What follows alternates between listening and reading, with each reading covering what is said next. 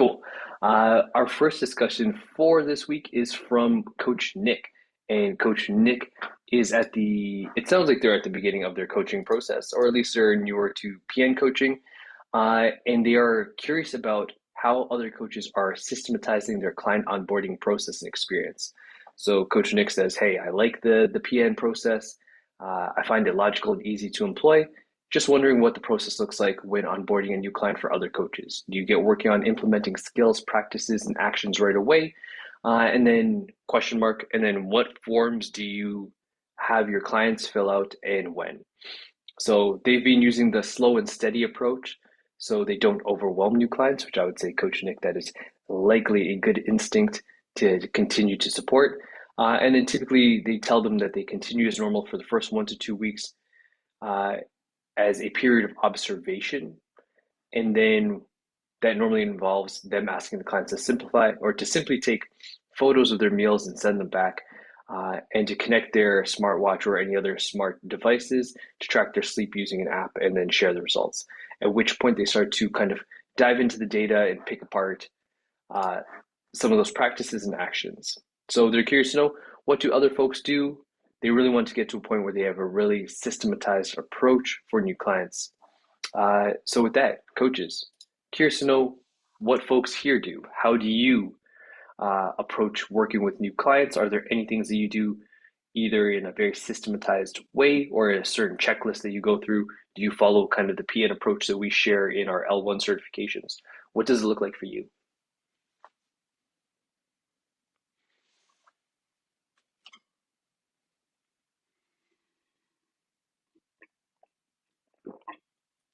Barb, I would ask you to, oh, lovely.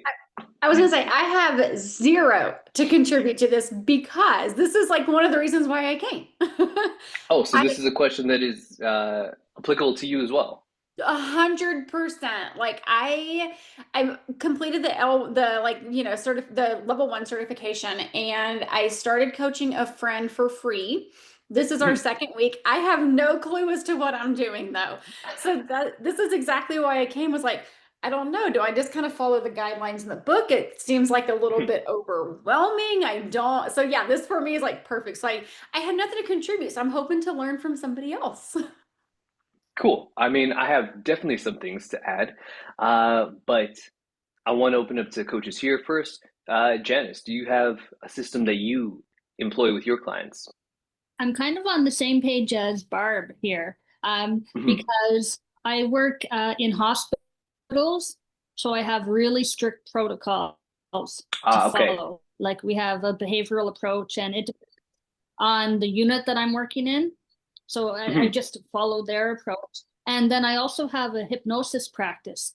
And with the Mhm. hypnosis practice, I actually don't take any assessments first hand. It's all like the connection that we establish when Yep. we sit down together, typically over Zoom now, and we don't actually take any notes prior to the actual session. So it's from one extreme to the other.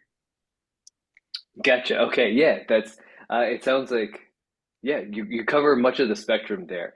Uh, for folks who are just starting out, I'll share a little bit of my backstory here, in terms of how to find a system that works for you.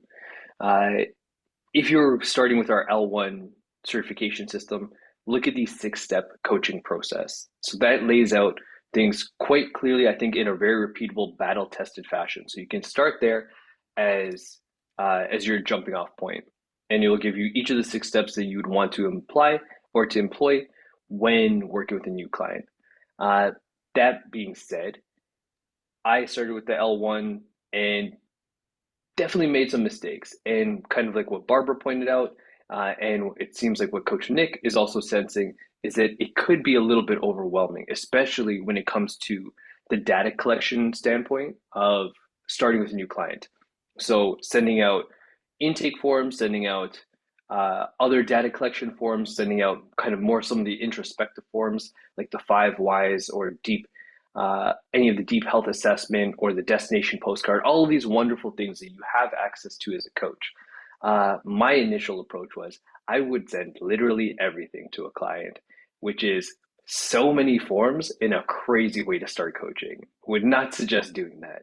So, as you are going through kind of the coaching approach and you're looking for a little bit more of a streamlined approach, this is where I make my weekly pitch to try out ProCoach. And what this actually did for me as a coach and really helped with was give me a system that I can utilize that was far more streamlined. So the one form that it sends is the intake form. Any additional forms that I want to send, I can keep in my back pocket for later.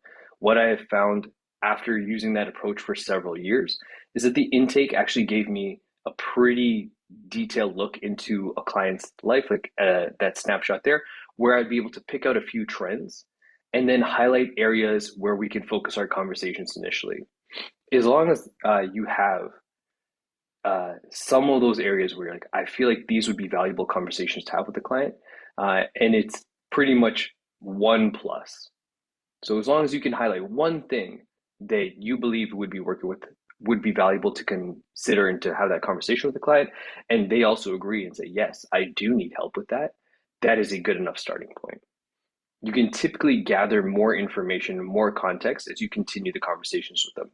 So Barbara, as you're noting here, it's like, hey, I'm on week one with the client. We've had our initial kind of conversation. Uh, what have you gathered from that conversation so far? Are there any patterns that are starting to emerge and become more clear for you and your client? So it's a it's a friend that I've known for a few years, and she pretty much just needs somebody to be accountable to. Like Okay. she knows nutrition. Mhm. She's done CrossFit, so she's, it's not like she's brand new to any of this. Mhm. She's just more like, I need somebody to help me, maybe come up with some ideas for something different to eat, or somebody just to really just kind of keep me on track and accountable. So at 2 p.m. when I go to reach for, the Reese's, I reach for carrots instead. Mhm.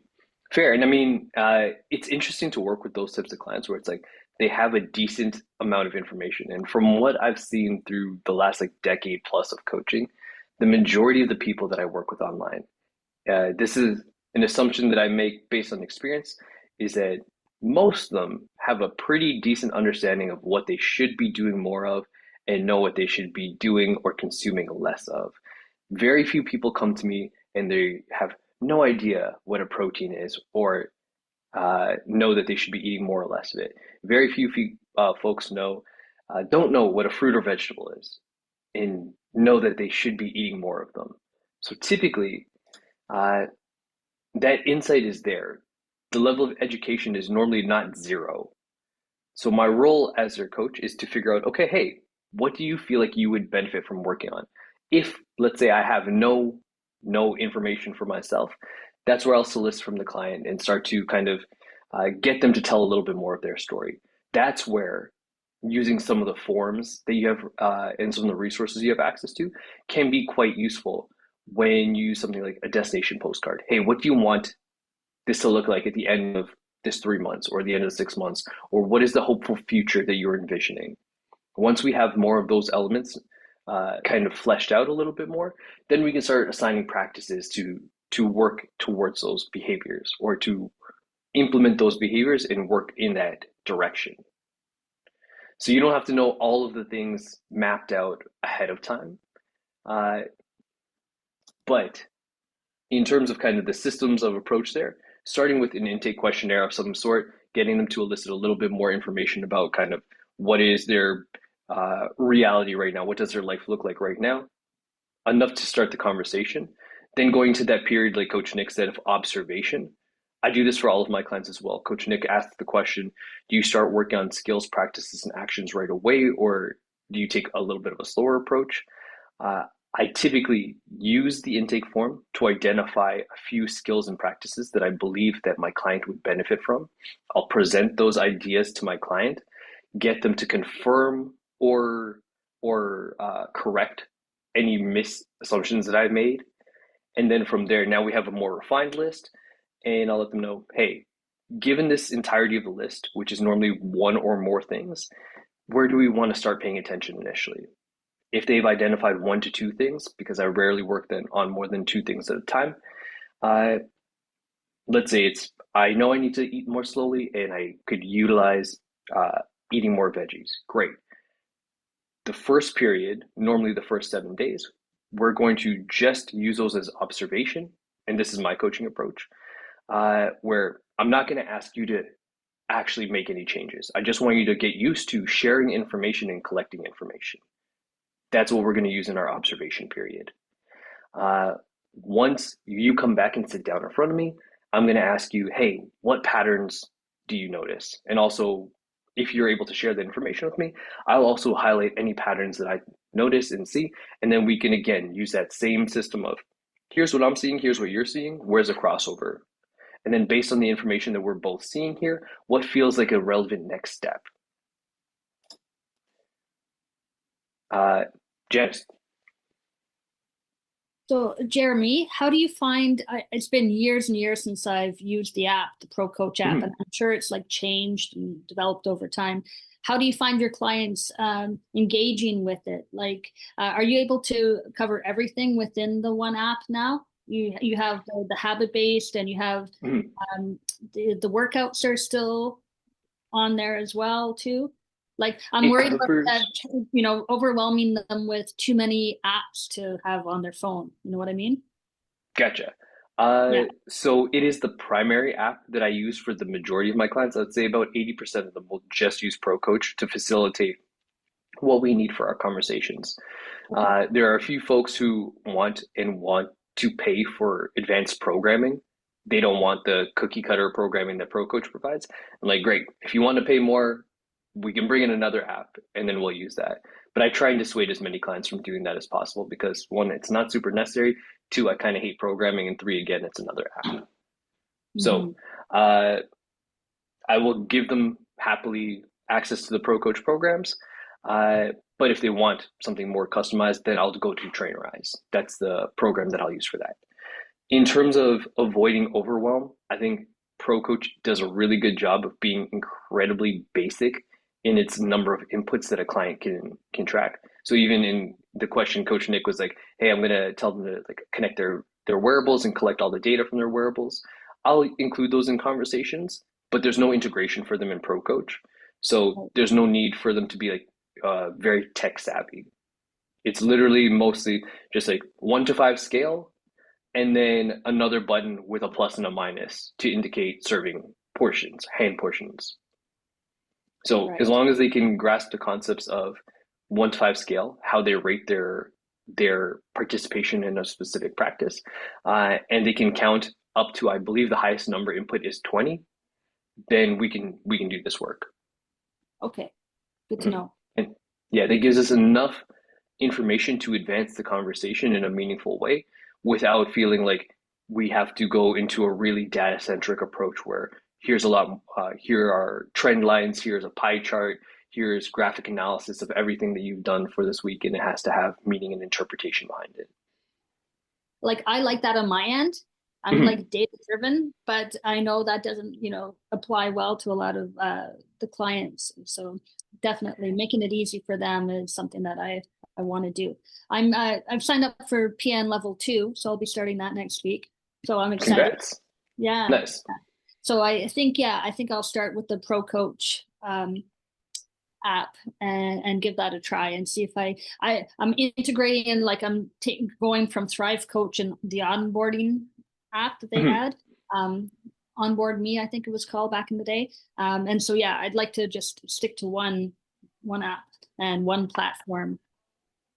Yeah, I mean, again, I think if nothing else, even if you don't stick to ProCoach long term, I would encourage you to do the 30-day free trial just to Yeah. see what it's like when you're create a demo account as a client and go through the intake process and go through Right. that That's first check-in or 1 or 2 check-ins, just so you can see what the check-in process looks like because it essentially guides a coaching session. It has fantastic. all the sections that you'd want to go through in a coaching session, and it gives you a way to kind of just like plug and play to put in those blocks there so that it makes sense by the time you get to the end of the check-in process. You have filled in what their actions are going to be. They have Okay. clarity in terms of what those actions will look like. You ask relevant questions to again clarify on those questions, and then you're set to go to the races from there. Okay. That So sounds really good. Yeah, yeah, that's so really if helpful. Yeah, especially if you've never conduct or you haven't conducted a large number of coaching sessions, you don't have a very set in stone system. That is something that I would strongly encourage coaches to do to see what it looks like from going from textbook to real world application. Right. Yeah. Okay. Thank you for that. That sounds great. Very welcome. Barbara, does that kind of give you a little bit of insight as well into what you can do with your client for week two? Yes, yeah, that totally does. And I was actually just thinking about looking at the ProCoach thing today. So thanks for Mhm. reaffirming that because I will definitely hop on and look at it now. Yeah, no worries. One more thing I'll leave you with for this discussion in terms of onboarding in that first few weeks, uh, allowing the conversation to be like, there are some question marks here. I don't know all of the things in terms of what you will immediately need, but the more that we converse, those things will definitely start to show themselves as repetitive patterns. So looking for a certain language, looking for them to kind of lead the way. Two questions that you can likely use that would be quite useful would be like, hey, what went really well this week? And then where do you feel like you need to do, where do you feel like you have a little bit more effort to give for the coming week? Or what would you have liked to do better last week? And then basing your next set of actions around those things. Uh, you highlight something that I've been thinking about quite often for a lot of coaching, which is that sorry, one second.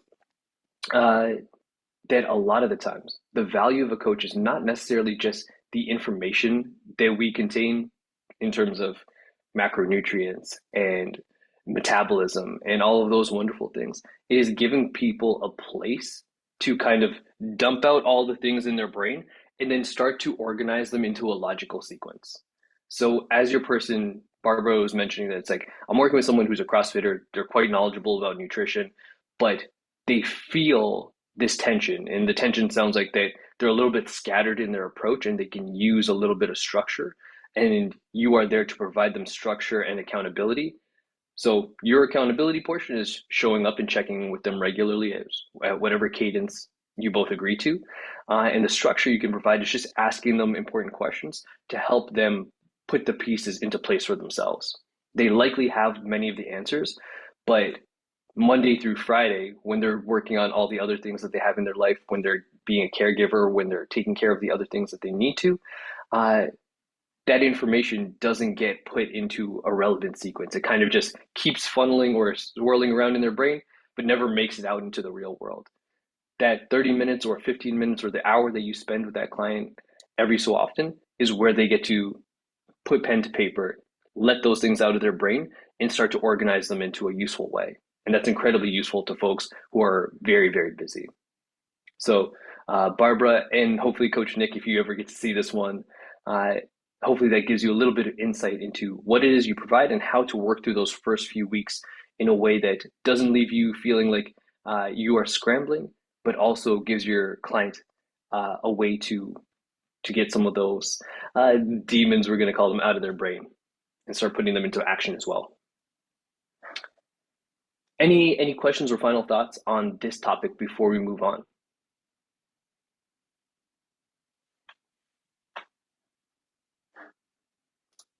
Cool. Let me queue up the next conversation.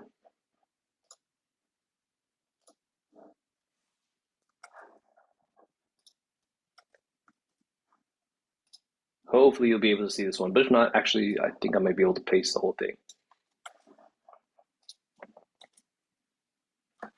Cool. So you can check the chat box for the next one. It is from Coach Abhishek Munian, and they are asking, uh, well, they start with everyone is so busy these days, which again relates maybe a little bit to our last conversation. And they're busy these days. Eating well and exercising consistently often takes a back seat.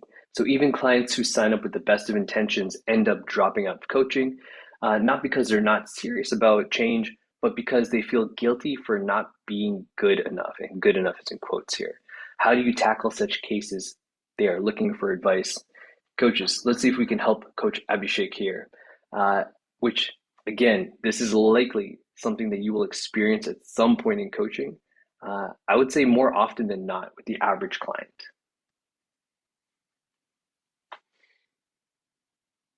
So, coaches here, before I share some thoughts, uh, what are your opinions? If you've worked with clients before, if you have been this client before, if you felt this similar pressure, how do you propose that you navigate these conversations?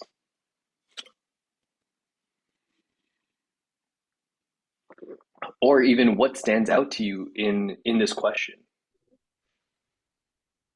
I guess not really having, coached anybody before, but just kind of off the top of my head, when they feel guilty for not being good enough. Like, okay, so define good enough then. Like what is like yeah, I think in order to be able to help with that, you'd have to know like does that mean that you're consistently tracking or like that you're tracking 5 days a week or what does good enough look like? Yep, I think that is certainly where my coaching brain hones in on that sentence as well, in terms of where does guilt and shame come into the equation in the coaching process? And then, yes, how do we verify that sense of good enough? Who qualifies that statement? So that's an excellent place to start in that conversation. Tony, you have your hand up. Sorry, I was looking to for the mic. Anywho, All good, um, all good. when I look at this, it's so funny. I was just reading a book yesterday, and they were talking about, when people say, "Oh yeah, we're too busy to do X, Y, and Z," but you want to lose the weight, you want to do these things, but then you're inundated with like social media. So you're looking at all these things. So the not good enough part is coming from what they're looking at. So as a coach, I'll just be like, just as a make them look at things that what they're doing, right? Like what is their day Mhm, like? What is it that they're viewing, right? It's like back in the days, like we used to be like, I'm a millennial. So we had things that was basically like anorexia was like a big thing back in the days because we had like the Vogue magazines and you'd see these skinny girls and that was the thing, right? So it's mhm. what is the client looking at? What's around them, their environment. That's essentially what I'm trying to say. Like for me, they're not, I've never thought that nonsense. Because social media, you have to take it with a grain of salt, right? Which is what I Mhm. find really a lot of people is looking at as they're not good enough. I really believe that. And if it's not social media, where is it coming from?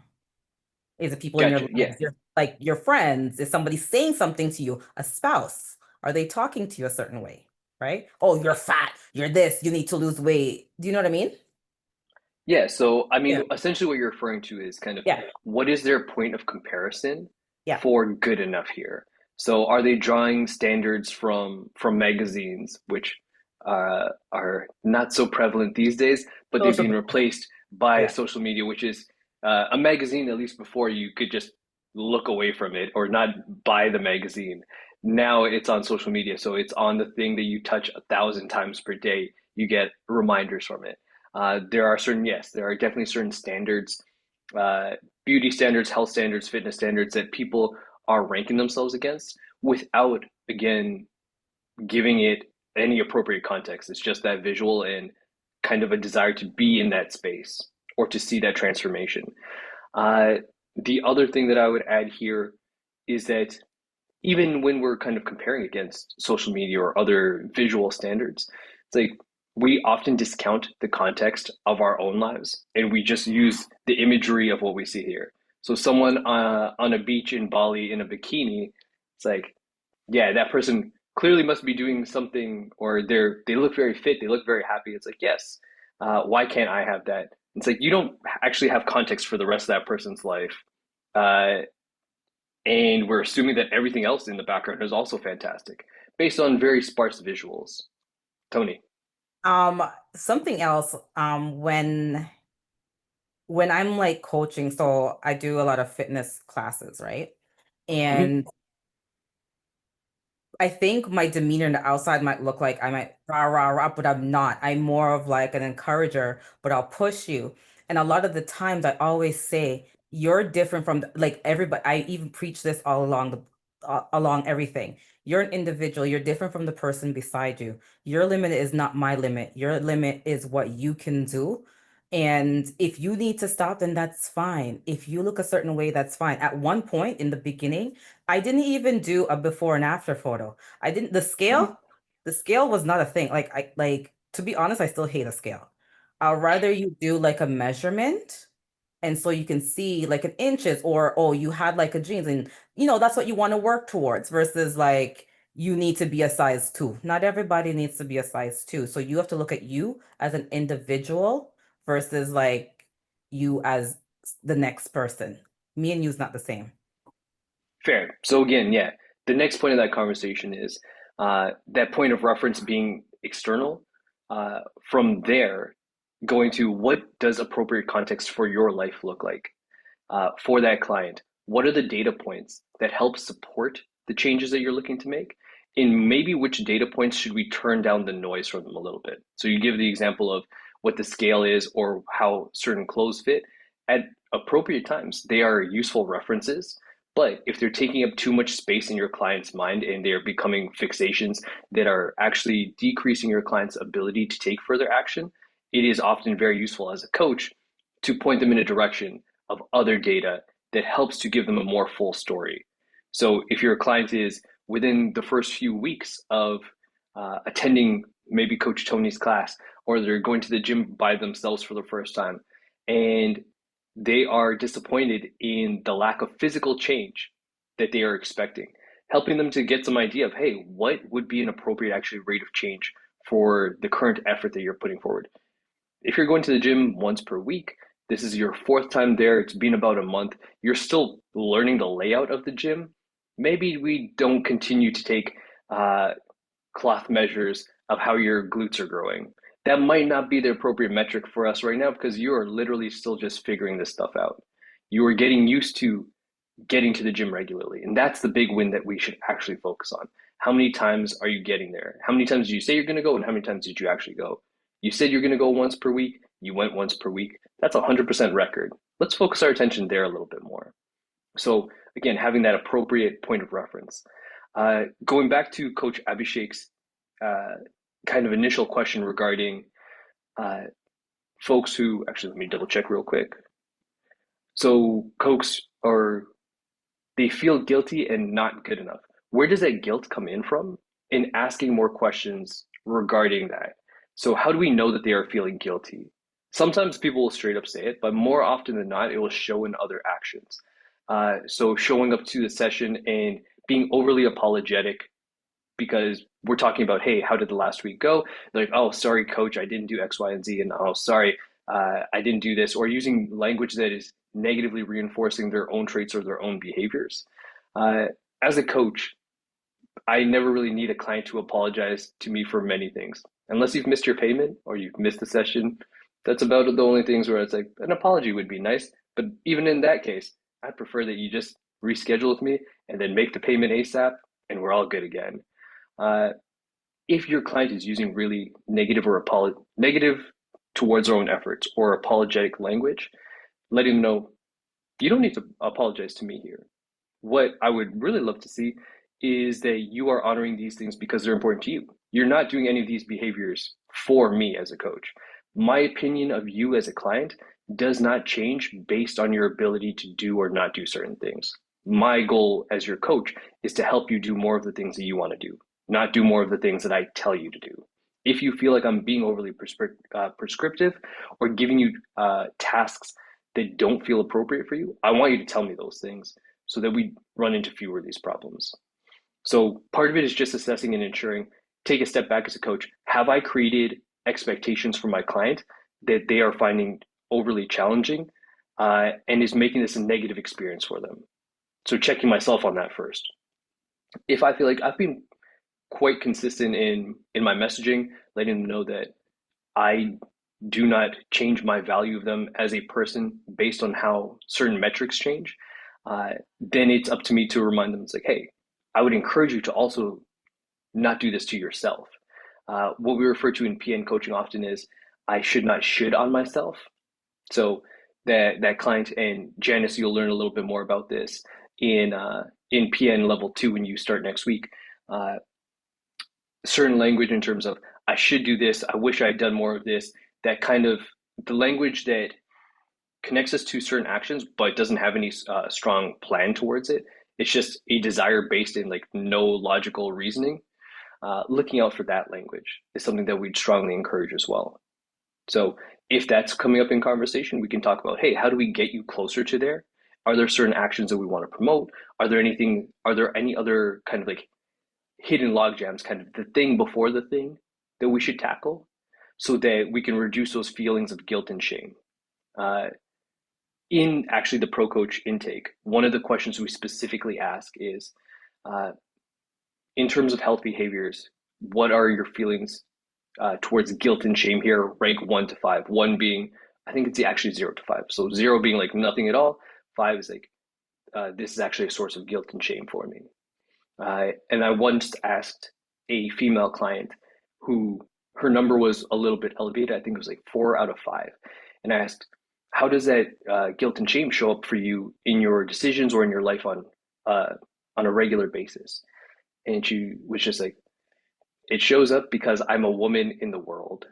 And that was a really, really insightful response from her and a really useful response for me to hear as a coach. A reminder that my job here is not only to get someone to the outcomes they're looking for, but to make sure that we do it in a way that does not promote guilt or shame as a motivating factor.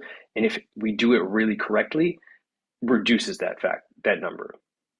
So I actually don't really care what the physical outcome is for my client at the end of our work together, but I do strongly care that I haven't promoted an environment where they feel more guilt and shame. That goes against everything in my coaching beliefs. The other part up there is not good enough. Again, so that goes back to a little bit of what Tony was saying in terms of good enough for what specifically? Good enough to meet my standards? I hope not. If I've made my position very clear here, my standards are to support you. If it is your standards, we can provide, again, more appropriate context. So if you look into our PN blog, there are articles like the cost of getting lean, and there's also videos and articles on realistic rates of weight change and muscle gain. So we can start to add more appropriate context to the conversation here. If they're like, I've been working with you for a month and I've only lost 2 pounds, like it feels like I'm not progressing fast enough. It's like, that's an average of about half a pound per week. Based on the guidelines that we have here, you're right on schedule. If anything, you might actually be a little bit ahead of schedule because the first 1 or 2 weeks we were just observing. We weren't actually looking to make any significant changes in that time. Having that conversation and giving those points of kind of data that help to fact check can often be useful, especially when given in a way that's like, we're not assigning any positive or negative value. These are just things that are currently happening as part of your story. Taking the emotional aspect out of it and just being an objective observer of people.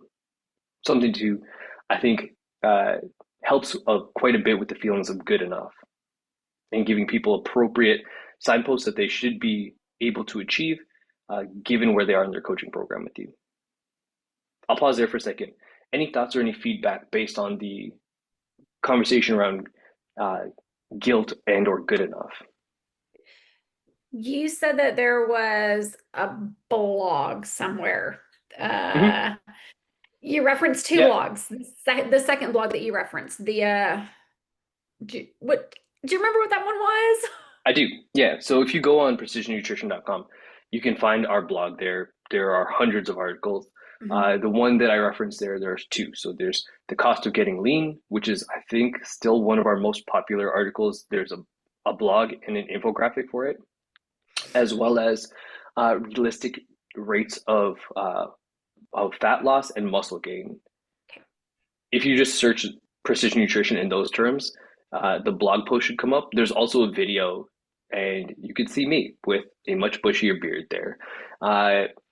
And yeah, I think often giving people like that part of the conversation, especially when they're looking at other programs where it's like, well, my friend did this 30-day program and they lost 12 pounds in 30 days, which is like far more than I'm losing here. They're losing like 3 pounds a week.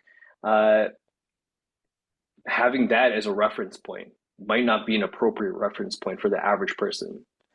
We could also talk about like, oh, what did that friend employ? And it's like, are there any strategies that you want to use there? And they're like, yeah, well, they use like a 10-day juice fast and then they did X, Y, and Z after that. It's like, we could maybe do that, but it's probably going to have some pretty significant ramifications for energy and other things like that. And it may not get you to where you want to be long term. Is that okay? Uh, Don, do you have a question? No, but I was just going to chime in on the previous conversation. Mhm. Um, an individual may feel as if they are not good enough, if they may feel like they're perfectionists, or they may have like 10 items or tasks that they're trying to complete in a day, and they only feel like they complete five, right? Mhm. So that client, initially, their intentions are to eat better and exercise. Um, but if they experience or they have difficulties with prioritization as well, Mhm. they may feel overwhelmed. So when you combine those two factors, um, that individual may just need some assistance with prioritizing eating well and exercise, and to really understand and realize how they feel if they prioritize eating well and exercising first, because you have to fill your cup first before you can help and fill other people's cups, right? So you Mhm. have to have the energy and the stamina in order to complete those tasks or those various roles within your life. So I don't know, that's just my perspective on that. No, that is fantastic, especially the idea around perfectionist or all or nothing thinking. That certainly plays into the concept of or the language around good enough, where there's an expectation of what I should be doing. Again, going back to not shooting on yourself. Uh, what should I be doing in this situation? And then from a prioritization standpoint, if they have a list that is incredibly long, our role as a coach can be to help them prioritize some of those things, including what things are you comfortable saying no to. So Right. if the list is just ever growing, but you want to add more things to it, at a certain point, time is finite, energy is finite, and your resources are finite. We're probably going to have to say no to a few things. What are some of those things that you feel comfortable saying no to, or delegating, or rearranging in some form or fashion that you can fit these new things into your life? Right, Yeah. exactly. Yeah, so that's a really good point. Thank you for bringing that up. Thank you. Uh, Hopefully, again, Coach Abhishek sees this one. But anyone who's a coach here and you're working with folks, you are almost 100% going to see this very scenario play out. Someone will be working with you, and at a certain point, there may be an expectation that is not being met in terms of how their body should change, their behavior should change, their schedule should change, their outlook should change at a very uh, predictable rate, and it may not follow that predictable rate. Even when we give them the article, it says, hey, normal progress looks between 0.25 and 1.5 pounds per week. Uh, and they're either above or below it, they are likely going to experience some discomfort from that process. And how we help to guide them back, letting them know you are not disappointing me in the least. I'm happy to continue to support you. Uh, if you are not happy with progress, is that realistic? If that is currently realistic for you, what do we need to change in terms of our course so that you can start to move closer to the trend line that you want to see? And then if we can do that at this time, great, let's do that. And again, if there are other bigger systemic things that are standing in the way, let's acknowledge those as well. And then that adapts our what we believe our realistic rates should be and how it influences those things. That actually kind of cues up our next conversation quite well, I think. So I'll grab the next link and then we'll go from there. So this one is from Coach Hector Cruz. I'm just going to pop it into the chat box and then I'll give you a little rundown. So Coach Hector says they are currently completing the SSR certification, uh, or they're looking actually to coaches who are working on their SSR certification or seasoned health coaches. They want to know, how have you managed to deal with chronic stress from work if you had a toxic environment while studying to learn to help others? So let's assume that Coach Hector here is going through either likely one of our L1 certifications, and they give us a little bit more information. Coach Hector has been a PT for 13 years, and they're working for the NYC DOE, I'm going to assume is Department of Education, for about 2 years now. And they are feeling like they're in a very anxiety-inducing, frustrating, depressing environment. Uh, and they also mentioned they work in the hood, they're in the inner city, and they're struggling with burnout amongst other issues for their job. They're working through SSR has helped them a bit, but it feels like they're pushing a boulder up an icy road, and they're looking for feedback from coaches here. I think there are some fantastic responses in the comments there, but for coaches here, I'm curious to know, uh, how does this land with you? How do you see yourself in some of Coach Hector's shoes here in terms of feeling like your environment maybe doesn't support you? Maybe you've worked with a client who is in a similar position where there are just some things that they cannot modify in their environment, at least not at this time, that have an obvious influence on their ability to maintain and achieve robust health. What do we share with clients in this situation? This is a very challenging one, but I think does kind of relate to our last conversation a little bit in terms of understanding how the environment may have an influence. Don. So I think this kind of goes back to what I had just stated earlier, right?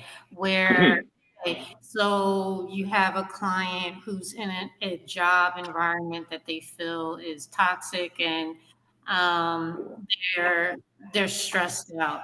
So there are two things that we can, kind of do a deep dive in. One, in order to fill others' cups, you have to fill your own. And that's like my primary um, metaphor, if you will. So, what is this client ready, willing, and able to do to prioritize first, to prioritize themselves first, I should say? How are you filling your cup? Are you getting enough sleep? Are you eating properly? Do you meditate, prior to going to work? Are you setting boundaries? Those types of questions. And then secondly, um, are you, what changes are you willing to make concerning, your career? Are you willing to, and these are questions that I wouldn't suggest these things. These are, just ideas that I would have, and allow the client to um, kind of discover these things on their own, right? But at the end of the day, are you willing to stay in this particular toxic environment? Do you feel that you can change this environment? Or are you willing to start looking for another job? Because if you feel that the environment is toxic,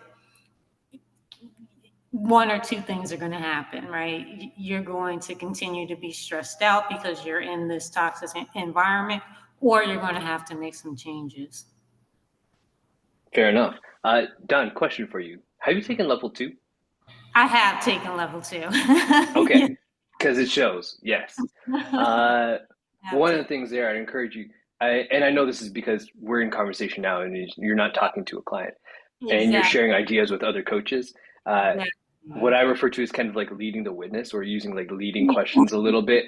So it's Yeah, like ask a question and then giving them rapid fire like ideas on things they can do. Works in this kind of setting, but for coaches who are listening to Coach Don, just asking the definitely. open-ended question is probably where we'd stop.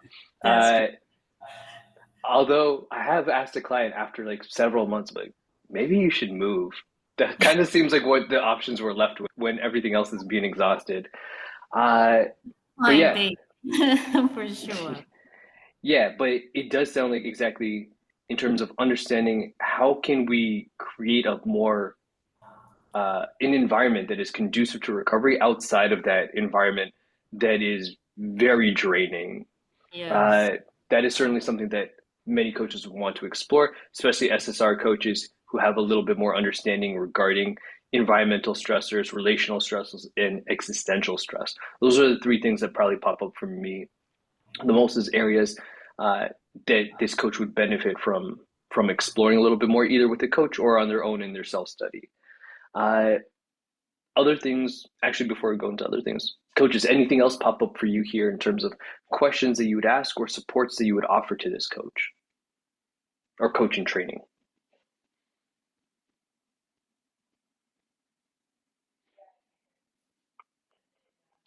Uh, so for myself, sorry, Um, oh, go ahead, Don. I guess, what changes are you ready, willing, and able to make, right? I mean, An excellent starting point here. Yeah. yeah, just so that they can start to kind of explore, like, hey, yeah, this is a toxic, environment, and I'm put in uh, certain situations that I don't feel very comfortable in. So, just kind of starting with that question and then doing a deep dive into, I guess, the five whys, right? And then just Mhm. tackling. Um, Not tackling, but opening up that conversation with the client. Right. Yeah. I mean, there's a couple things that I would add as from a coaching perspective. So talking coach to coach as well. Uh, for this coach specifically, but also for coaches in general, in terms of attachment to certain outcomes for clients. So, Coach Hector here was mentioning that it's like in this environment, there's a strong prevalence of kind of like apathy, and people are just kind of like they've given up. The system does not seem to be supporting them either, and it's particularly he feels it quite draining on himself. Uh, when we are coaching, we always mention the idea of, hey, you need to give a little bit less care to this problem than your clients do. You can't be as tightly attached to the outcomes as your client is because it will drive you insane. The clients have some degree of control over many aspects of their lives, not 100%, uh, but you as a coach have even less than that. So to try and kind of attach your self worth, your image as a coach, your reputation as a coach, very strongly to someone else's outcome is really a way to put yourself on an emotional roller coaster. It's like when things are going well for them, your life is good. When things are going poorly for them, your life should be bad. I don't know if that's the way I would encourage most coaches to live. So being able to create some separation, starting with maybe just the environmental aspect. So it's like, hey, how can you create what are other environments that you regularly inhabit? So maybe one is the home, maybe one is the gym. And those are spaces that you feel more safe and you can start to relax and you can work on attuning your nervous system there through meditation, through yoga, through exercise, whatever tools work best to support you, whatever you feel most comfortable with. That can be a strategy that we can talk about a little bit more. But on the relational side, starting to kind of like create a little bit of separation so that those problems don't follow you home as much. Uh, Other thing that I'd go into if we were a little bit more in a space where they're like, "Hey, coach, I'm just really tapped out for ideas here. Do you have any ideas for me?" And they were asking and soliciting a little more. Uh, I'm a fan of Abbott Elementary, so I don't know if anyone watches, but having a Miss Howard, you're a mentor who thrives in this environment, someone who is maybe a little bit more of a veteran, someone who who understands kind of the lay of the land a little bit. Hector was saying that they've been in this space for about 2 years, so they're not completely new, but there may be someone here who's been here 3 years plus who is able to kind of navigate this space a little bit more, and they may have some tips and tricks that have helped them to be successful and to feel like they are in the right space for themselves. Just even having a conversation, you don't have to adopt all the things that they do, but if you find that, hey, I had a conversation with them and what they do is just, I cannot envision myself doing those things as well, maybe this is just not the environment for me. And you'll get more confirmation or more assistance one way or the other by reaching out to people in your community. So that would be a conversation that I would likely have with Coach Hector as well. Anything else pop up for coaches here?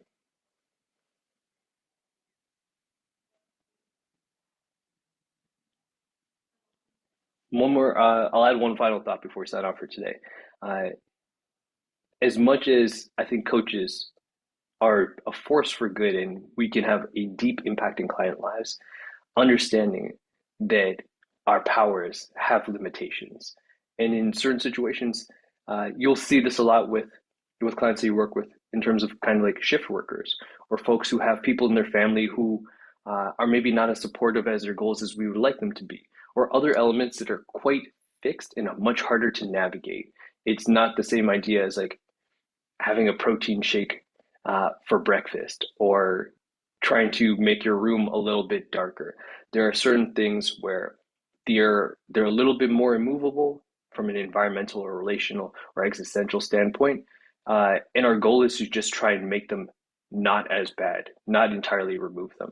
Understand that we have limitations there, but we can still hold space for the client. We can give them a space, as we've said for all three of these conversations. We can give them a space to try and entangle some of this more of the naughty stuff that lives kind of within their lives, and then let them try and find solutions for themselves as well. So even if you have no idea how to tackle any of these three conversations that we've had today, just knowing that showing up and being there for someone, being an objective observer and a soundboard for them is an incredibly useful skill set. So continuing to show up in places like this, practice these conversations, hopefully that gives you more ammo to work with when you are working with your clients as well. And then we can leave it here for today. Thank you. Thank you so All right. much. Everyone, thank you, Jeremy. Thanks, folks. you.